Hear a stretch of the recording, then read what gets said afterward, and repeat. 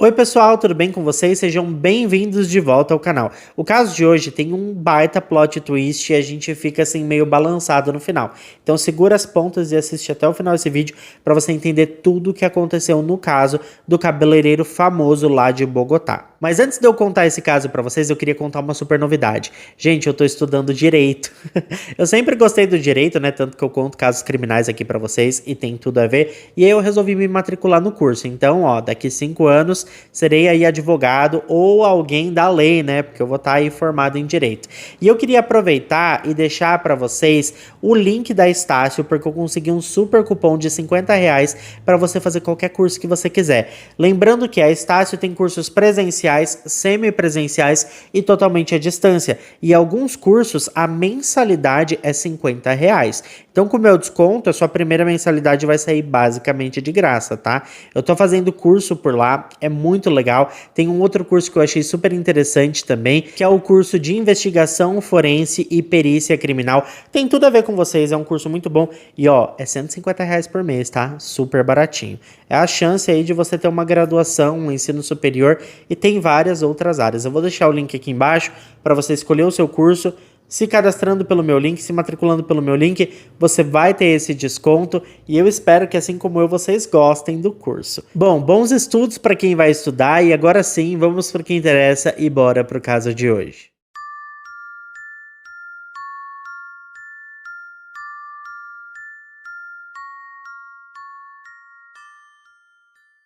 Maurício Leal Hernandes nasceu no dia 25 de novembro de 1974, no município de Cartago, localizado no Vale do Cauca, na Colômbia.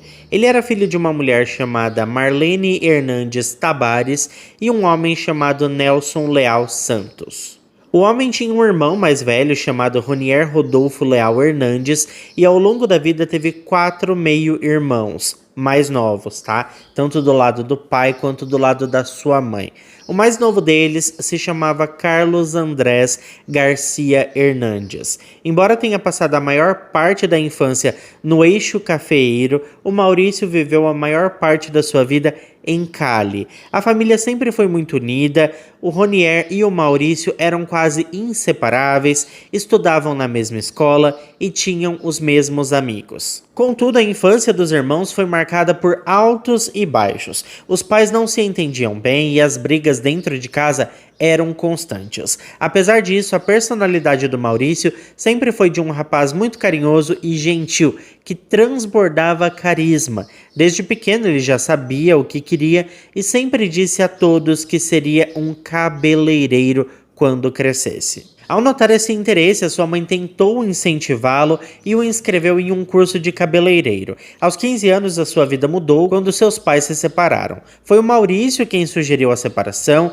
e, após a separação, seu pai deixou de ajudar financeiramente a família. E o Maurício assumiu o papel de homem da casa, começando a trabalhar para ajudar a sua mãe com as contas. A família então se mudou para Cali, onde o jovem teve diversos empregos. Ele acordava às 13h30 da manhã para vender arepas, depois ia para a escola e, na parte da tarde, ia para a igreja e depois ainda embalava alguns pacotes em uma empresa de encomendas.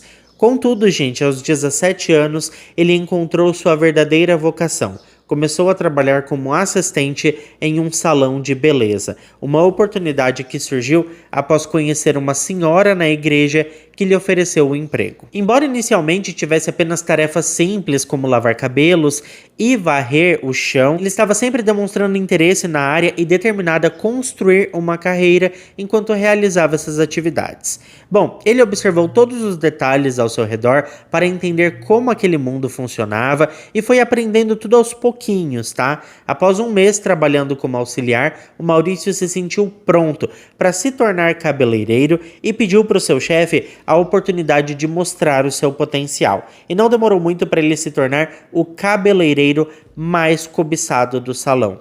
A notícia se espalhou pela cidade e todos queriam que ele cortasse seus cabelos ou fizesse mechas, não apenas por sua habilidade, mas também por seu carisma, simpatia e ótimo atendimento. Ele trabalhou vários anos lá até decidir abrir o seu próprio estabelecimento chamado Salão de Cabeleireiro Maurício Leal. Seu nome já era sinônimo de qualidade e os clientes não demoraram a chegar. Ele tinha tanto trabalho que acabou contratando mais funcionários, incluindo o seu próprio irmão Ronier. Embora ele não compartilhasse a mesma paixão do Maurício pela área de cabeleireiro, o Ronier estava disposto a trabalhar como ajudante e aprender um pouco mais sobre essa profissão. Anos depois, o Maurício decidiu ir para Bogotá para continuar trabalhando no mundo da estética e da beleza. E foi lá que ele estabeleceu um novo conceito de cabeleireiro e cresceu com sucesso, rapidamente conquistando fama e atraindo clientes muito especiais e famosas. Entre as pessoas que ele atendia estavam rainhas da beleza, atrizes e cantoras, e a partir daí a vida daquela família mudou completamente, porque o Maurício ficou muito rico. Apesar do seu status de celebridade e todo o dinheiro que ele ganhou, o Maurício continuou sendo uma pessoa doce e carismática. Seu talento o levou a aparecer em capas de revista, programas de televisão, semanas de moda e até mesmo em filmes nacionais. Em 2006, ele decidiu dar outro passo importante em sua carreira e fez uma parceria com uma das suas clientes para abrir um salão em Miami, na Flórida, nos Estados Unidos. A princípio, tudo parecia estar indo muito bem, o Maurício estava realizando um dos seus sonhos. No entanto, isso não durou muito, pois descobriu que a mulher com quem ele se associou era nora do líder do cartel de Cali, Miguel Rodrigues Orejuela.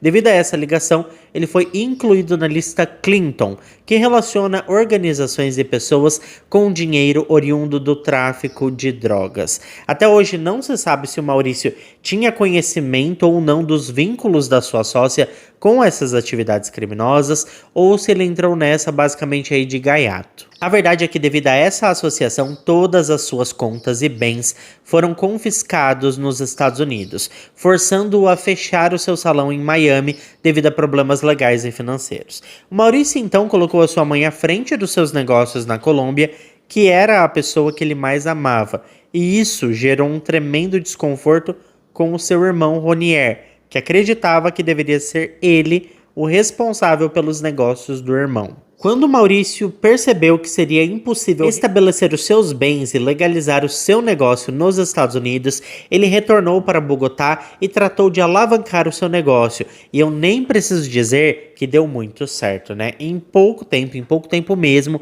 o Maurício ficou ainda mais rico e chegou a comprar uma mansão em um condomínio de luxo. Tudo ia muito bem até que em 2017 ele teve que passar por uma cirurgia, pois por 14 anos ele sofria de pseudoartrose, uma doença que ocorre quando um osso não cicatriza corretamente após uma fratura, causando falta de mobilidade e dores intensas na área afetada. Essa condição provocava dores constantes nas costas e no peito do Maurício, que decidiu se submeter à cirurgia para se livrar das dores. Após isso, ele não pôde exercer a sua profissão por quase 2 anos. Mesmo assim, continuou a colher os frutos do seu negócio de sucesso. Enquanto isso, a vida do Ronier, irmão do Maurício, ia só ladeira abaixo. Em 2019, ele tentou abrir o seu próprio salão de beleza e logo que inaugurou começou a pandemia e o negócio faliu e precisou fechar, deixando o homem com muitas dívidas, que somavam cerca de $40 mil.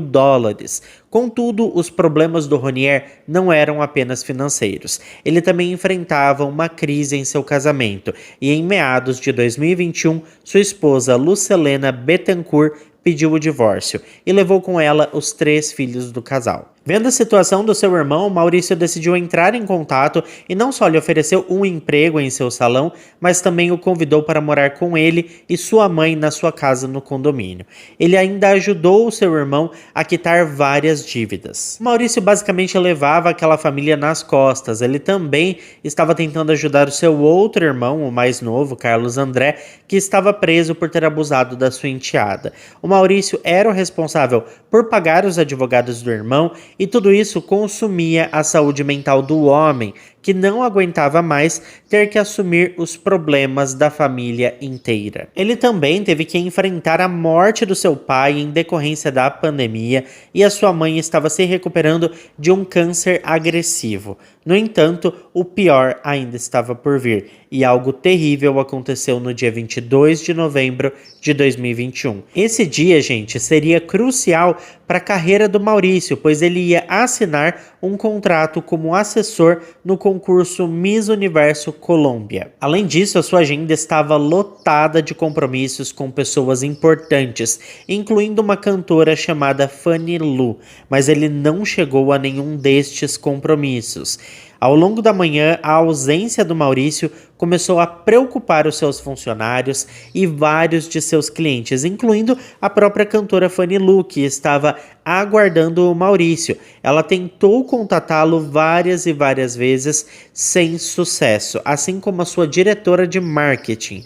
Apesar da insistência de ambas, o Maurício não atendia a nenhuma chamada e parecia até que as chamadas estavam sendo recusadas. A Karen, diretora de marketing, decidiu então ligar para o motorista do Maurício, o Jair. E o Jair ligou para o Ronier para saber se ele tinha notícias do seu irmão. Ele disse que pela manhã tinha saído de casa muito cedo e que o Maurício e a sua mãe ainda estavam dormindo. Já era perto do meio-dia e a ausência do Maurício deixou todos desconcertados, pois ele nunca mesmo, em todos os anos de carreira, havia faltado a um compromisso, ainda mais um compromisso tão importante, porque a cantora Fanny Lu estava contando com ele. O Ronier, que também não tinha ido ao salão naquela manhã, começou a ligar insistentemente para o irmão e também não obteve sucesso nas ligações. Ele então ligou de volta para o motorista do Maurício, que estava no salão, e pediu para o homem buscá-lo para que os dois fossem até a casa da família entender o que estava acontecendo. Ao chegarem na residência, o Ronier entregou as chaves para o motorista, que entrou primeiro. Ambos subiram até o quarto da Marlene, mas não havia ninguém lá e o cômodo estava completamente arrumado. Eles resolveram então ir até o quarto do Maurício, mas encontraram a porta trancada. Eles bateram várias vezes, mas não obtiveram nenhuma resposta. O Ronier pediu então para o Jair chamar a polícia, mas ele disse que iria procurar uma maneira de entrar pela janela dos fundos, que embora sempre estivesse trancada, curiosamente naquele dia estava aberta. O que o Jair encontrou dentro do quarto era assim de arrepiar. Na cama estava o Maurício com vários ferimentos e uma faca cravada na região abdominal. Ao seu lado estava a Marlene, de 67 anos, também com vários ferimentos. Imediatamente eles avisaram a polícia, que chegou ao local por volta das 16 horas. Os corpos apresentavam diversos ferimentos. Além do objeto afiado no corpo do Maurício, os peritos encontraram o cabo de outra faca sob um dos travesseiros. Os investigadores descobriram um celular na cabeceira da cama, uma caixa de remédios para dormir, uma bebida e um copo ao lado de uma carta, que parecia uma carta de despedida. A mensagem dizia o seguinte: "Eu te amo, me perdoe, não aguento mais. Deixo tudo para os meus sobrinhos e irmãos. Com todo o meu amor, me perdoe, mãe." Os corpos foram levados para o IML para determinar as causas da morte. Com base na carta, os detetives trabalharam com a hipótese inicial de que o Maurício poderia ter tirado a vida da mãe e em seguida acabado com a própria vida. Segundo o depoimento do Ronier, ele percebeu que nem seu irmão nem sua mãe estavam atendendo o celular e que o Maurício não compareceu aos compromissos que tinha com seus clientes naquele dia. Por isso, ele decidiu voltar para casa mais cedo para ver o que estava acontecendo. Foi precisamente o Ronier quem forneceu às autoridades as informações necessárias para iniciar as investigações. Ele confirmou aos investigadores que o Maurício sofria de uma doença crônica e de dores intensas mesmo depois da cirurgia. Então, ele imaginava que isso poderia ter motivado o ato. No entanto, para os agentes mais experientes, a cena parecia um crime, parecia que tudo estava muito bem montado e organizado. Os corpos estavam organizados de maneira estranha e algumas das feridas do Maurício pareciam ser de defesa. Apesar das suspeitas, eles tiveram que aguardar os resultados da análise forense dos dois corpos. A tragédia logo se tornou viral e o mundo do entretenimento ficou chocado com a notícia da morte do renomado cabeleireiro e da sua mãe.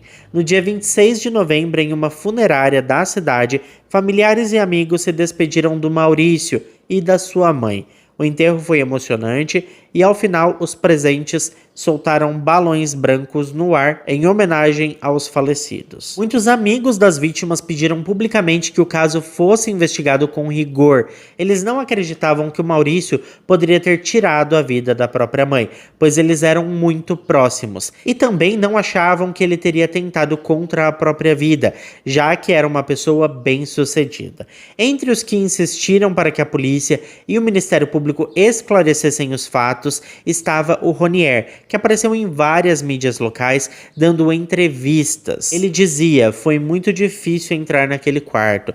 Primeiro o motorista do meu irmão entrou e depois eu. Ao vermos aquela cena, tudo começou a desmoronar." Bom, o primeiro passo dos detetives foi analisar a carta. Embora os grafologistas tenham determinado que era a caligrafia do Maurício, haviam traços irregulares e mudanças de pressão, como se ele tivesse sido forçado a escrevê-la. Os números 1124 que estavam escritos aparentemente coincidiam com a data em que o Maurício completaria 48 anos, no dia 24/11. Os detetives começaram a cogitar que talvez o Maurício tivesse sido forçado a escrever a nota antes de falecer. Assim, precisavam descobrir quem estava por trás disso. Eles então voltaram a interrogar o motorista, o Jair, e ele comentou que achou o comportamento do Ronier estranho na casa no dia em que eles encontraram os corpos. Ele disse que tentou reanimar o Maurício, mas o Ronier o impediu, alegando que isso poderia contaminar a cena do crime. Por outro lado, o Ronier parecia bastante seguro. Durante os depoimentos, ele compartilhou detalhes dos acontecimentos do dia em que encontrou os corpos da mãe e do irmão, com muitos detalhes. Ele explicou que tomou comprimidos para dormir no dia anterior e que não ouviu nada durante a noite. Na manhã seguinte, ele precisou visitar um parente antes de ir ao salão, e quando saiu de casa, sua mãe e seu irmão ainda estavam dormindo. Enquanto isso, as autoridades foram revelando os primeiros resultados dos exames forenses sobre o corpo da Marlene. Foi constatado que ela tinha uma ferida na altura do abdômen que foi a causa da morte, e o seu caso foi classificado como homicídio. No caso do Maurício, eles precisavam aguardar outras análises, uma vez que ele apresentava lesões de diferentes tipos no corpo, incluindo hematomas nos braços e antebraços. Só que a presença desses ferimentos sugeria que poderiam ter sido causados durante um momento de defesa ou uma luta. Isso fez com que o caso se tornasse bastante suspeito, inclinando-se para a hipótese de que ambos haviam sido vítimas de um crime. As lesões nos antebraços também indicavam que o Maurício provavelmente tentou se proteger. A localização dos ferimentos no corpo do Maurício também chamou a atenção dos peritos. Isso porque, gente, se ele era destro, o fato de cruzar uma arma para causar ferimentos do lado oposto seria muito difícil, e as feridas da mãe também pareciam ter sido infligidas por uma pessoa canhota. Um dos ferimentos do Maurício era bastante profundo, e foi determinado que se ele tivesse causado isso no terceiro golpe, ele não teria a mesma força para desferir mais nenhum outro golpe. Essas inconsistências começaram a distorcer e esclarecer outros aspectos do caso. No dia 15 de dezembro, quando os resultados finais do laudo pericial foram obtidos, esses revelaram que o Maurício e a sua mãe haviam de fato sido vítimas de um crime. Portanto, a polícia se deparou com um duplo homicídio. Além disso, segundo os estudos toxicológicos, ambas as vítimas apresentavam uma overdose de um poderoso relaxante muscular usado por pessoas que têm dificuldades para dormir. Esse relaxante muscular específico coincidia com as cartelas vazias encontradas na mesa de cabeceira do quarto do Maurício. Com a certeza de que se tratava de um duplo homicídio, começou-se a cogitar que poderia ser um acerto de contas devido à quantidade de dinheiro não declarado que o Maurício possuía. Talvez ele tivesse ligado a algum grupo criminoso, algum cartel ou algo do tipo. Mencionou-se também quanto ele ganhava por mês e o seu possível envolvimento com um cartel de drogas. A investigação revelou que haviam sido encontrados movimentos incomuns e irregulares nos negócios do homem, com significativos aumentos em um curto espaço de tempo, o que poderia ser uma possível lavagem de dinheiro. Além disso, vários detalhes intrigantes foram revelados, entre eles pagamentos feitos por uma mulher chamada Viviane Nulli, que era irmã dos irmãos Nulli, condenados pelo escândalo do Carrossel de la Contratación, um caso de corrupção em obras públicas que ocorreu em 2010 em Bogotá. Embora Viviane alegasse que os pagamentos feitos ao Maurício eram por serviços de cabeleireiro e manicure, a promotoria investigou se esses movimentos estavam ou não relacionados à lavagem de dinheiro. As ações da promotoria incluíram buscas em várias propriedades do Maurício, incluindo seu famoso salão de beleza. O Estado confiscou quase $100 mil, ou o equivalente a R$550 mil. Esse montante estava em uma conta do falecido sob a vigilância das autoridades, e na época os bens do homem somavam mais de $1 milhão, ou o equivalente a R$5,5 milhões. Os agentes então começaram a investigar o passado do cabeleireiro à procura de inimigos que pudessem ter cometido o crime. Eles consideraram os supostos vínculos que ele tinha com o tráfico de drogas e teorizavam que talvez ele tivesse revelado informações comprometedoras que poderiam ter levado à sua morte.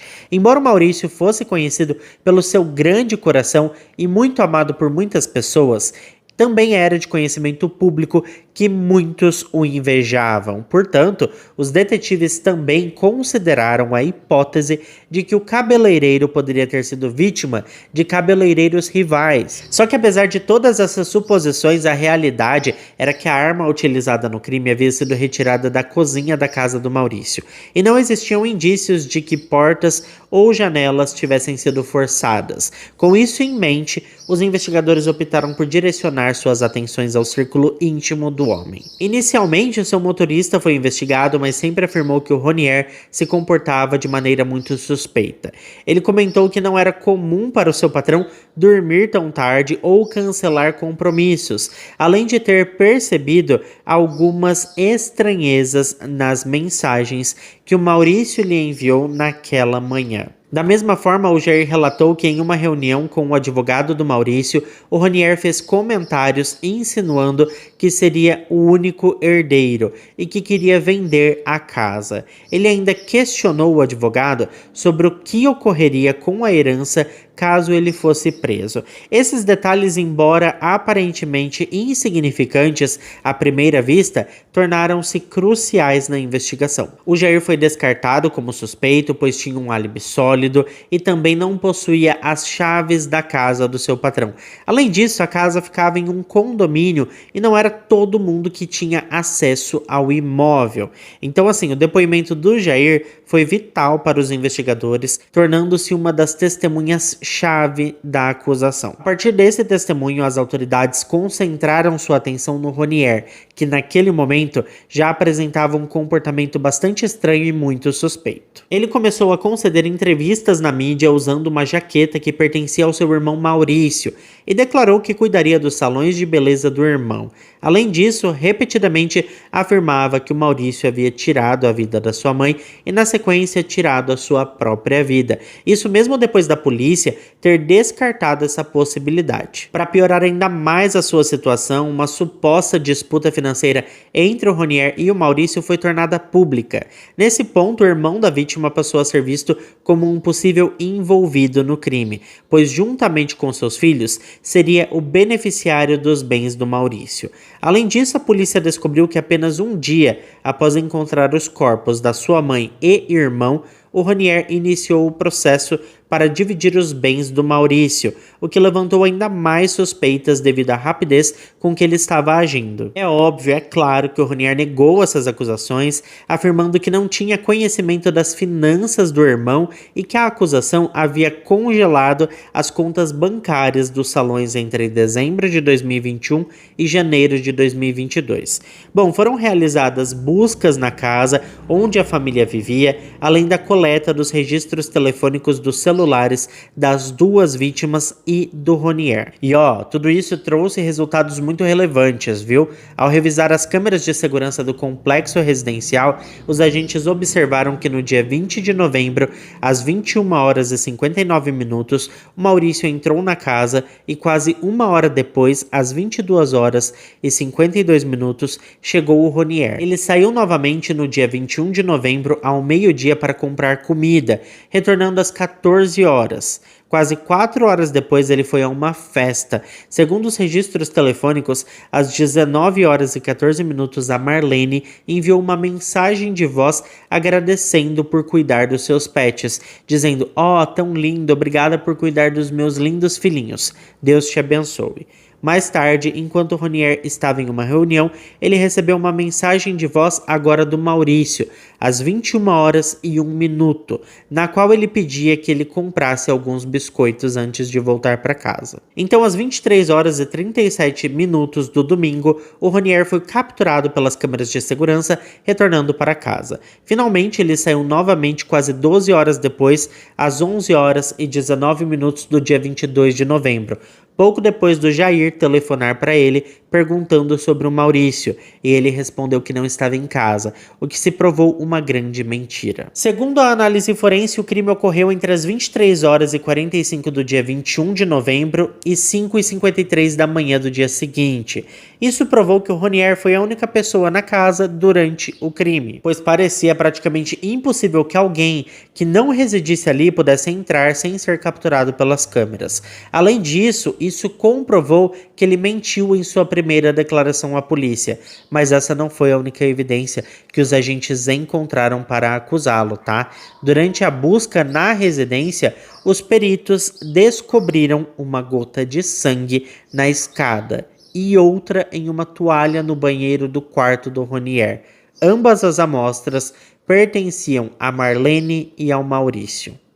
No banheiro do Ronier foram encontrados diversos produtos de limpeza e um mop. Quando a empregada da casa foi questionada sobre esses itens, ela garantiu que sempre os deixava na lavanderia e não onde foram encontrados. Os investigadores também notaram que ao lado da cama do Maurício estava coberto de sangue, mas onde o corpo da mãe estava não tinha nenhuma mancha vermelha, como se ela tivesse sido colocada naquele lugar depois de perder a sua vida. Como se isso não bastasse, os lençóis da cama da mulher estavam recentemente trocados e completamente limpos. Tudo isso levou os detetives a concluir que a vida da Marlene não foi tirada no local onde ela foi encontrada. Na verdade, ela tinha sido morta no seu próprio quarto e depois transportada até o quarto do Maurício. E o quarto da Marlene e do Maurício não ficavam no mesmo andar, tá? Por isso a gota de sangue na escada. Bom, os agentes acreditavam que o Ronier era o responsável pelo duplo crime e que ele havia cuidadosamente limpado a cena do crime depois. Ou seja, toda aquela cena era montada para parecer que o Maurício tinha tirado a vida da própria mãe e depois tirado a sua própria vida. Ao começarem a investigar o Ronier como suspeito, eles descobriram que ele tinha um corte na mão que alegou ter feito com uma tesoura no trabalho. No entanto, gente, esse corte era totalmente compatível com a mesma arma utilizada para tirar a vida do Maurício e da Marlene. Eles também conseguiram confirmar que o Ronier tinha muitas dívidas, algumas das quais foram quitadas após a morte do Maurício, quando ele retirou grandes quantias de dinheiro das contas do irmão. Para piorar, ao interceptar o seu celular, os agentes descobriram que o Ronier havia mentido. Ele afirmou que na noite do dia 21 de novembro havia tomado um remédio para dormir, só que, de acordo com o relatório do tráfego de dados do seu telefone, ele ficou online navegando na internet e nas redes sociais até as primeiras horas da manhã do dia seguinte, precisamente o momento em que os crimes ocorreram. Tudo indicava que o Ronier era o culpado e ele tentou apagar as evidências do crime. Ele manipulou os corpos, limpou a cena do crime, se passou pelo irmão nas mensagens enviadas ao Jair naquela manhã e ainda tentou fabricar todo o seu próprio álibi. Com todo esse arsenal de provas, no dia 14 de janeiro de 2022, a promotoria prendeu o homem e o acusou de duplo homicídio qualificado, crueldade e ocultação de provas. E até o final do caso vai ter um baita plot, hein? Bom, os agentes apareceram às 21 horas na sua casa para prendê-lo. Ele não resistiu e atendeu a todas as ordens. Simultaneamente, a promotoria apreendeu 2 propriedades, 2 carros e uma motocicleta pertencentes ao Maurício, pois foi descoberto que tinham origem ilícita devido à lavagem de dinheiro. No dia 18 de janeiro de 2022, a audiência de custódia do Ronier foi realizada e transmitida pela internet. Nela, o homem afirmou que nunca havia agredido a sua mãe ou o seu irmão. O promotor do caso revelou detalhes assustadores sobre as suas investigações. Em sua argumentação, o promotor assegurou ter provas de que o Ronier foi a única pessoa presente na residência na noite e na madrugada do crime. O Ministério Público fez uma reconstrução dos eventos daquela noite fatídica. Conforme a acusação, o Ronier estava planejando o crime. Durante os 4 meses que antecederam o evento, ele se instalou na casa em que a sua mãe e o seu irmão compartilhavam, alegando ter problemas com a esposa. E assim pôde conhecer bem a disposição dos elementos da casa e os objetos que utilizaria para tirar a vida da sua mãe e do seu irmão em algum momento. E não se sabe como, mas na noite do dia 21 de novembro de 2021, o Ronier forçou o seu irmão e a sua mãe a tomarem 9 pílulas sedativas cada um e esperou que fizessem efeito. Durante a madrugada, ele os atacou com um objeto cortante. Primeiro foi a sua mãe, enquanto ela dormia em seu quarto. Depois ele a transferiu para o quarto do irmão e aproveitou que o Maurício estava dopado pelo sedativo e o forçou a escrever uma carta de despedida, inclusive deixando seus bens para ele e para os seus filhos. Após isso, ele foi até a cozinha para pegar outro objeto cortante, com o qual tirou a vida do seu irmão. Depois disso, ele alterou toda a cena para fazer com que todos acreditassem que o Maurício havia tirado a vida da sua mãe e, em seguida, a sua própria. Ele mudou os lençóis da cama da Marlene e usou produtos de limpeza fortíssimos para eliminar qualquer vestígio de sangue. A acusação informou ao homem que, se aceitasse as acusações, poderia ter uma redução de até 50% da sua pena, mas o Ronier recusou o acordo. Isso significava que ele poderia enfrentar uma pena de até 50 anos de prisão ou mais, sem direito a condicional. O seu advogado insistiu ao tribunal que o julgamento deveria ser anulado devido a uma alegada violação do devido processo legal. O juiz não acatou seus argumentos e manteve a legalidade da captura e da imputação das acusações. Após isso, o Ronier acabou aceitando um pré-acordo da acusação, no qual se comprometia a se declarar culpado em troca de uma redução de 27 anos e 6 meses da sua pena. No entanto, dias depois, seu advogado solicitou ao Instituto de Medicina Legal e Ciências Forenses a realização de um exame psiquiátrico e de saúde do homem para determinar se ele estava ou não consciente no momento em que tirou as vidas da sua mãe e irmão. O advogado sustentou que, se ele fosse declarado inimputável por possíveis distúrbios mentais, o Ronier não poderia ser mantido em uma prisão comum, mas deveria ser transferido para um centro especializado. Ele esclareceu que esse pedido não significava que o seu cliente estava se retratando do acordo assinado com a acusação, mas que era um procedimento para verificar sua responsabilidade. Paralelamente ao caso judicial, surgiu uma disputa pelos bens do Maurício, envolvendo vários parentes, incluindo alguns tios do homem, irmãos da Marlene, além dos próprios irmãos do Maurício.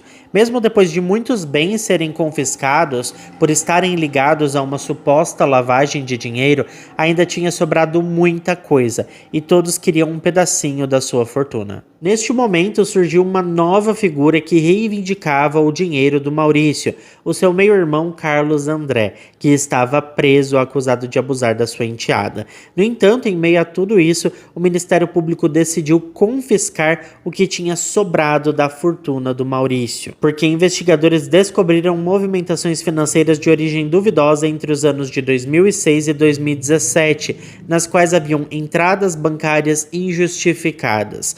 Também foi encontrado um depósito de $75 mil de origem suspeita e uma retirada de quase $500 mil da conta da mãe do Maurício. Toda a fortuna adquirida pelo homem durante a sua vida ficou sob a administração pública e mesmo com vários familiares recorrendo da decisão, até o momento o dinheiro e as propriedades do Maurício ainda estão bloqueadas pelo Estado. Enfim, após vários meses, finalmente no dia 12 de maio de 2023, começou o julgamento contra o Ronier, com a acusação pedindo 60 anos de prisão. As audiências ocorreram no centro prisional La Pilhota, onde ele estava detido, e durante o julgamento o homem se declarou inocente. Mais de 100 provas foram apresentadas para demonstrar que sim, o Ronier havia tirado a vida do Maurício e da Marlene. O julgamento do homem foi adiado várias vezes por diversas razões e finalmente na segunda-feira, dia 26 de fevereiro de 2024, o homem de 51 anos foi considerado culpado de todas as acusações e, segundo o juiz, as provas mostraram que ele havia assassinado a sua mãe e o seu irmão para se apropriar da fortuna do Maurício. No fim das contas, ele foi condenado a 55 anos e 3 meses de prisão. Só que, gente, agora que vai vir um grande plot twist. Em meados de agosto de 2024, bem agora mesmo, um novo vídeo foi divulgado onde o Maurício supostamente aparece aceitando que havia tirado a própria vida. Inicialmente, esse vídeo foi publicado pela rede de notícias Caracol e tinha duração de 21 segundos. Nele, o Maurício aparece na sua cama com a sua mãe do lado, aparentemente já sem vida, e em sussurros o Maurício diz que não aguenta mais e que ninguém sabe o que está acontecendo. Um segundo depois, demonstrando muito desconforto e dor, ele levanta os lençóis e mostra que está cheio de ferimentos. As imagens revelam a sua camiseta branca com o abdômen e peito cobertos de manchas vermelhas. Após isso, ele cobre novamente e diz a frase: "Acabei de terminar". Em uma reportagem jornalística, esse mesmo meio questionou por que a acusação nunca revelou a existência desse vídeo durante o processo judicial, porque nesse sentido o advogado de defesa do Ronier afirmou que tomaria ações legais, argumentando que as imagens eram material probatório da inocência do seu cliente, já que apoiavam a primeira hipótese que havia sido considerada, do Maurício ter tirado a vida da mãe e depois ter tirado a própria vida. Afinal, tinha um vídeo ali dele confessando. Só que, entretanto, após a publicação do vídeo, um canal em uma famosa rede social divulgou a filmagem original e completa, que tinha 47 segundos, na qual o Maurício pode ser ouvido perguntando a alguém: "O que mais eu faço?", o que poderia sugerir que estavam forçando ele a gravar aquele vídeo enquanto lhe davam algumas instruções. Além disso, ao final, alguém parece pegar o celular e colocá-lo em uma posição que o Maurício não teria conseguido alcançar devido ali, né, a toda a sua situação, já que ele já estava bem machucado. Com base nos áudios e na posição da gravação, vários especialistas analisaram a filmagem e chegaram à conclusão de que, sem dúvida, há outra pessoa fazendo a gravação. Só que isso é muito complicado, porque aquela primeira parte do vídeo é basicamente uma confissão do que ele fez. E o advogado de defesa do Ronier vai usar isso. Essa bomba acabou de estourar, então provavelmente ainda vai ter um desenrolar sobre esse caso. Só que, como eu disse para vocês, muitos especialistas acreditam que o Ronier forçou o irmão a gravar aquele vídeo, assim como forçou o irmão a escrever aquela carta. De qualquer forma, o vídeo gerou uma forte controvérsia na Colômbia e centenas de usuários das redes sociais questionaram a alegada confissão, coincidindo com a opinião dos especialistas, acreditando que realmente ele foi forçado a fazer aquele vídeo.